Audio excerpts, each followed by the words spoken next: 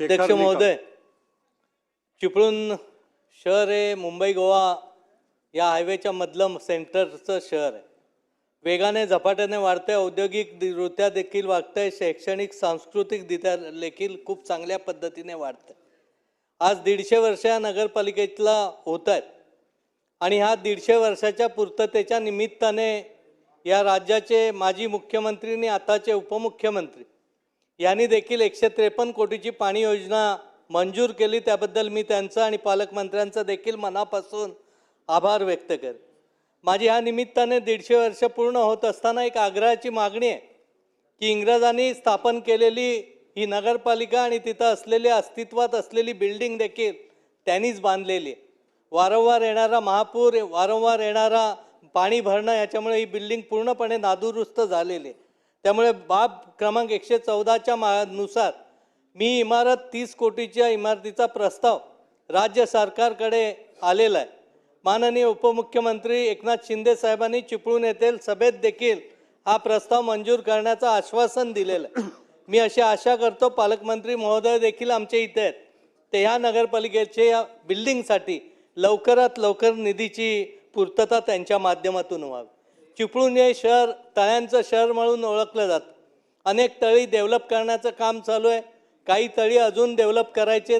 या 150 वर्षाच्या पूर्ततेच्या निमित्ताने ही तळी देखील चांगल्या पद्धतीने सुशोभित करून मिळावी.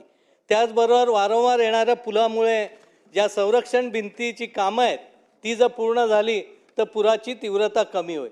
एक नलावडा बंधारा आम्ही बांधू शकलो आणि त्या बंधारामुळे या शहरात येणारा पूर कमी प्रमाण झालं, ही देखील खूप अभिमानाची गोष्ट. या सगळ्यामुळे ब्ल्यू लाईन आणि रेड लाईनचा विषय अतिशय गंभीर झालेला.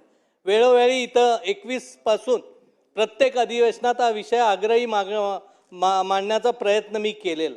या सभागृहात आश्वासनही दिलेलं आहे की ब्ल्यू लाईन रेड लाईनमध्ये मार्ग काढून तिथल्या असलेल्या इमारतीसाठी एकच शेवटचं महत्त्वाचं आहे, बोला, हा ब्ल्यू लाईन आणि याचा विषय देखील लवकरात लवकर सोपवून तिथं बिल्डिंगला बांधण्याची परवानगी आपल्याला मिळेल. याच पद्धतीने माझ्या मतदारसंघात देवरुख शहर येतं, तिथली देखील पाणी योजना 52 कोटीची सगळी पूर्तता होऊन TS पासून सगळ्या गोष्टी झाल्यात. निधी ती पूर्तता करून तातडीने त्याचा GR होणं देखील गरजेचं आहे. आज गुलाबराव पाटील साहेब इथं आहे, मी त्यांचं मनापासून अभिनंदन करेन की ज्या ज्या योजना आणल्या, 30 गावाच्या आणल्या, 20 गावाच्या आणल्या, ग्रॅव्हिटीच्या योजना आणल्या, या प्रत्येक योजना त्यांनी लगेचच्या लगेच मंजूर केल्या. परंतु काही योजना आता निधी अभावी काही थोडंसं काम मागे पुढे राहिलेलं आहे. काही सुधारित आराखडे आलेले आहेत, ते सर्व आराखडे पूर्ण करणे आणि या 90% काम झाले, कुठेतरी 10%ची कामं बाकी आहेत, ती कशा पद्धतीने पुरं होऊन पाण्याची समस्या आमची कशा पद्धतीने दूर केली जाईल या संबंधीची ह्या आहे. आणि त्याचबरोबर ज्या आमच्या ग्रॅव्हिटीच्या योजना होतात त्याला टॅपिंगची जी समस्या आहे ती देखील कायमस्वरूपी सॉल्व्ह करून मिळावी. अध्यक्ष महोदय, आपण बोलायला संधी दिलीत त्याबद्दल